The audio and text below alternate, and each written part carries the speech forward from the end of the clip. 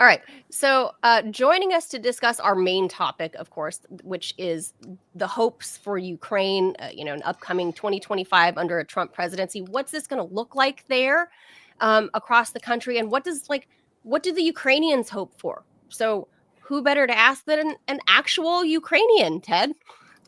Imagine an actual Ukrainian. Let's bring in an actual Ukrainian to discuss. Hi, Andy. That is Andrii Telizhenko. He's a former Ukrainian diplomat turned whistleblower, and he has been kind of excommunicated from the country because, if some people may or may not recognize his face or maybe his name, his story, he's basically excommunicated from the country because he refused to work for the corrupt Zelensky regime. And they basically put him on the now infamous Zelensky kill list, along with Tulsi Gabbard and other people like that.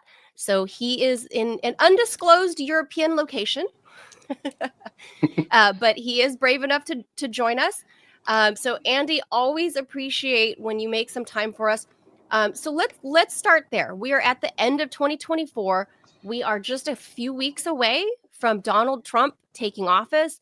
He, in his normal fashion, says stuff like, "Oh, I'm going to end the war in 24 hours" or whatever. I mean, I don't think anyone actually believes that's going to happen because that's not very realistic. But Vladimir Putin has also signaled, and not even through back channels, right? He has said it publicly during his annual end of year press conference that he does, every year for hours and hours. Vladimir Putin says, the ball is basically in Donald Trump's court because the U.S. cut off all diplomatic ties with Moscow. So if Donald Trump reaches out to me, then yes, I'll talk peace with him. When you're a Ukrainian, you have family there, you have friends there still. When you hear that, does that give you hope, or how do you translate that when you hear it? Hi, Manila. Hi, Ted. Hi, viewers. I'm glad to be back on your show. It's great to have it's you. a lot of stuff happening throughout this year. And just before I answer your question about Trump, just getting back into Georgia and what some U.S. Please. lawmakers are saying. I overheard your conversation. I can just add about the Georgian elections.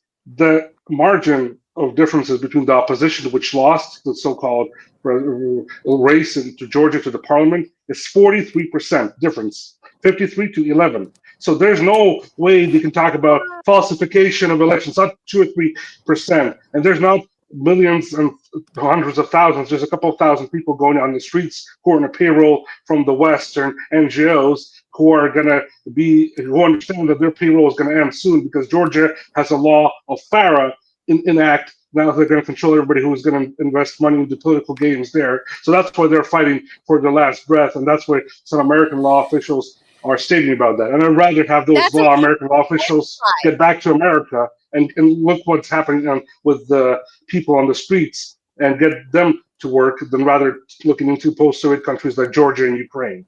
So that's just something to add to your conversation there for the viewers to understand that it's not some corrupt Georgian, Russian sphere.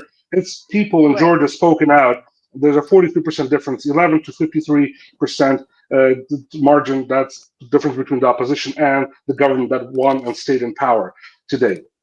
And getting back to your question, huge margin of victory, huge. It is. So there's democracy there, no doubt, no word about it, no doubt. So we have to just turn the page over and let the West forget about Georgia and let the West deal with Georgia in a diplomatic way, not to tell anybody what to do or